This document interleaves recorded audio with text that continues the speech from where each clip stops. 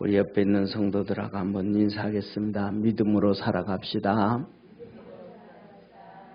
아멘. 예, 하나님이 우리에게 축복을 하시는데, 사랑하는 성도님, 저는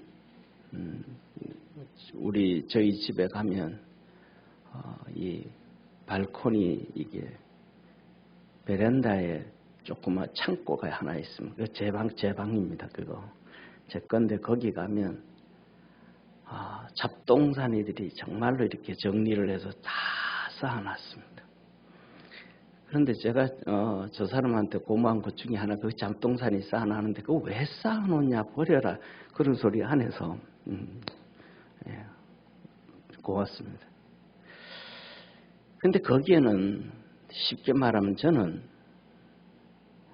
좀만한 나무 쪼가리 하나 거의 잘 안 버립니다. 왜 안 버리냐 하면 그게 나중에 어떤 시기에 꼭 필요하더라는 사실입니다.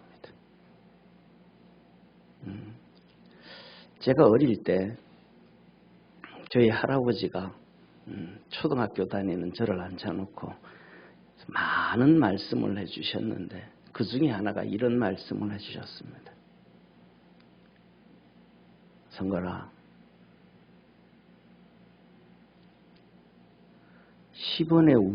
10원을 귀하게 여기지 아니하다가 10원에 울 수가 있다. 아무것도 아닌 것 같은데 그거 하나 때문에 나중에 그것 때문에 운답니다.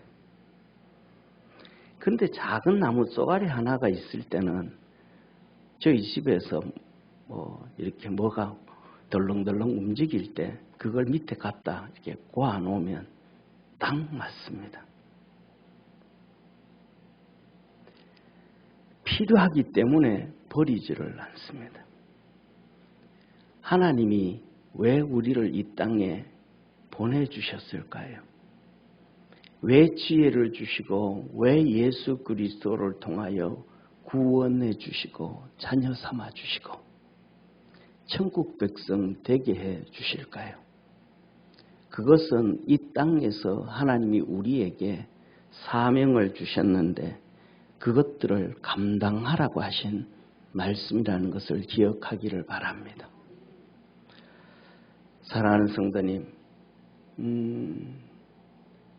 사명을 위하여 할 때 성령도 주시고 돈도 주시고 건강도 주시고 다 채워주시는 참 좋으신 하나님이십니다.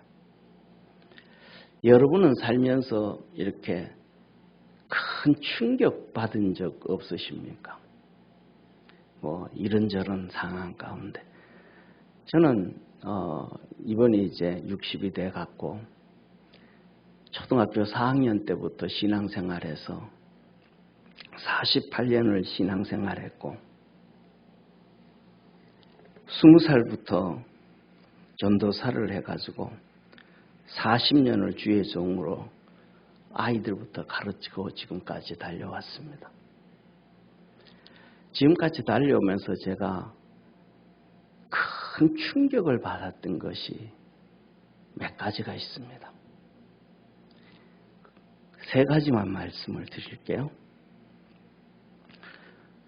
세 번째는 우리 교회가 이렇게 지하가 전체가 있는데 이 전체가 재래시장이었습니다. 그래서 점포가 29개에 주인이 22명이었습니다. 그래서 하나씩 구입을 해가는데 쉽게 말하면 우리 히터 나오는 그 앞자리 6평짜리가 홍 목사님 지분이었습니다. 그런데 그거 제일 늦게, 제일 어렵게, 제일 힘들게 샀습니다. 그분이 고소를 해가지고 재판에 갔는데 판사가 여기까지 현장 건짐도 왔다가 재판을 하는데 여기 와서 검증을 하면서 그쪽 홍 목사님 변호사한테 한마디 했습니다. 쉽게 말하면 이렇게 얘기하더라고요. 이런 건수 가지고 변호하냐고. 그리고는 우리 합의하라 그러면서 우리한테 손을 들어줬습니다.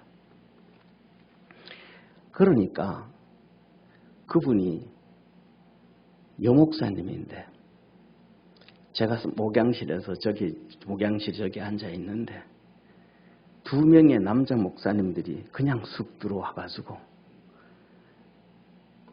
목양실에 들어와서 저를 폭행을 했습니다. 그때 구 목사님하고 그다음에 또 이 목사님이 있었는데 놀래가지고 들어와서 말렸는데 맞은 게 폭행을 했는데 맞은 게 충격이 아니었고 그 대낮에 목사님들의 입에서 술 냄새가 퍽퍽 났습니다. 그래서 이 목사님이 경찰에 신고해가지고 경찰들이 와가지고 목사님 고소하실래요?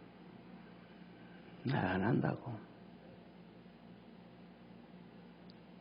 그분들이 그럽니다. 이 목사가 술 먹고 와서 폭행을 했는데 왜 안 하냐고. 그러면서 경찰이 몇 번이나 저한테 얘기하고 갔습니다. 목사님, 최소한 제가 6개월 안에는 이것을 다 가지고 있을 테니까 마음 바뀌면 언제든지 와서 고소하십시오. 그러면 제가 도와드리겠습니다. 제가 거기에서 고소 안 한 이유 중에 하나는 그분들이 좋은 목사든 좋은 나쁜 목사든 어떤 목사든 상관없이 목사들이었다라는 얘기였습니다. 이것이 제가 인생에서 큰 충격 중에서 3번째 충격이었습니다.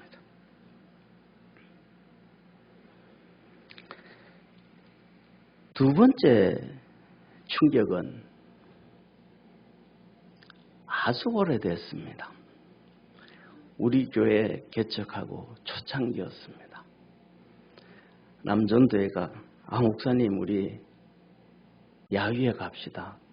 가서 족구도 좀 하고 전교인 가서 족구도 좀 하고 개도 좀 잡아먹고 친교하고 옵시다. 쉬는 날 갑시다. 그래요. 그래서 갔습니다. 점심을 먹어요.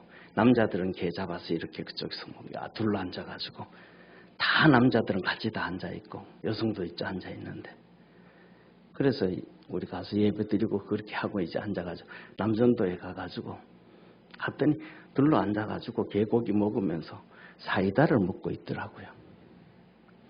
그래서 제가 그 사이다 나도 한 잔 달라고. 그랬더니 목사님 이 사이다는 목사님 못 먹으면 안 된다고. 좀 달라고. 사이다 한 잔 달라고. 거기에 소주를 담아봤습니다. 저는 그게 엄청난 충격이었습니다. 어떻게 교회 모임에 소주를 사이다병에 담아올 수 있을 생각을 했을까? 그리고 거기에 앉아있던 사람들이 안수집사고 장로들도 다 있는데 제 인생에서 가장 큰 개척하자마자 2번째 큰 충격이었습니다. 그 충격은 지금까지도 2번째입니다.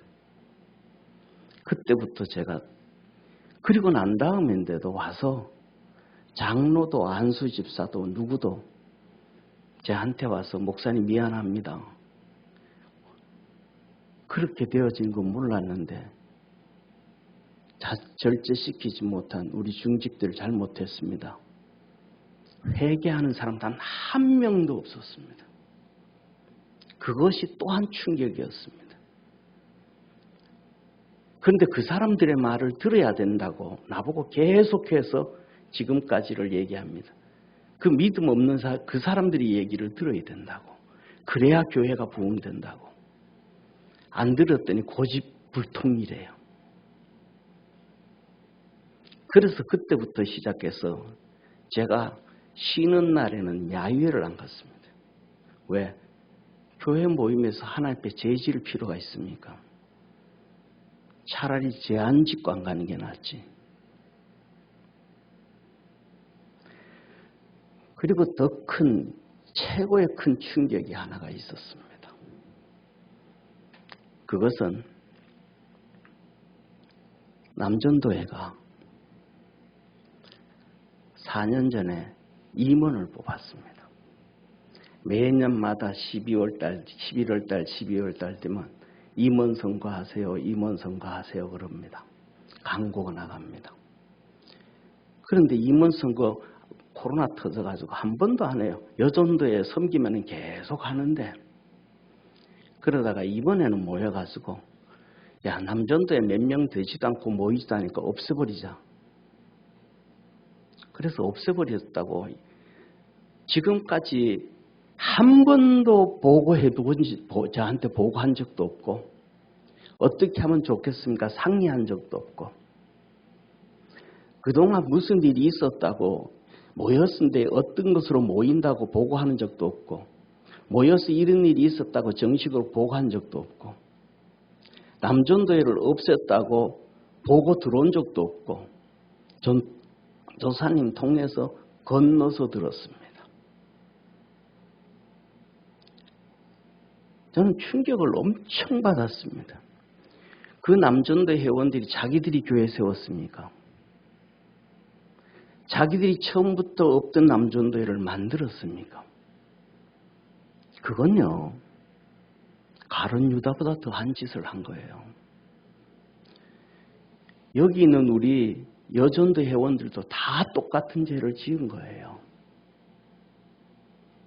사도행전 2장의 바울이 유대인들을 향해서, 바리새인 사두개인들을, 장로들 아니고 유대인들을 향해서 너들이 예수 그리스도를 십자가에 못 박여 죽였다. 그들이 우리가 언제 여기지 않았습니다. 어떻게 하면 될까요? 어떻게 하면 될까요? 회개해라. 그리고 예수 이름으로 세례를 받고 성령을 입어라.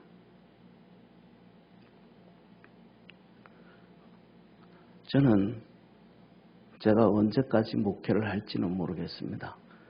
우리 주님이 허락하시면 언제든지 그만둘 수도 있고 그렇습니다.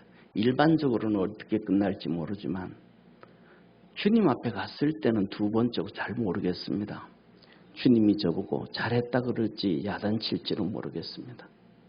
그러나 제가 목회를 그만둘 때 나는 내 자신을 향하여 한마디를 하고 싶습니다. 너 참 수고했다. 너 참 수고했다. 나는 내 자신에게 그 한마디를 해주고 싶습니다. 사랑하는 성도님, 여러분들은 여러분 인생 끝날 때 주님 앞에 가기 전에 야, 네 권사로서 수고했다. 너 장로로서 수고했다. 너 평신도 집사로서 수고했다. 더 나아가서 야, 네 엄마로 사니라고 곧 수고했다. 아내로 살고 아버지로 살고 남편으로 사니라고 수고했다. 그 한마디 할 줄 아는 우리 축복의 성도가 되기를 주의 이름으로 축원합니다. 성령의 권능을 받으면 담대해진다고 했습니다. 엄청난 하나님의 역사가 있다고 했습니다. 그런데 우리에게 왜 없을까요? 우리가 하나님 앞에서 잘못 살아가고 있는 게 많기 때문에 그렇습니다. 올 한 해는 우리 믿음의 성도들이 믿음 잡고 홀로라도 끝까지 달려갈 줄 아는 축복의 성도가 되기를 주의 이름으로 축원합니다. 사랑하는 성도님, 나 주의 믿음 갖고 홀로 걸어도 우리 찬양합시다.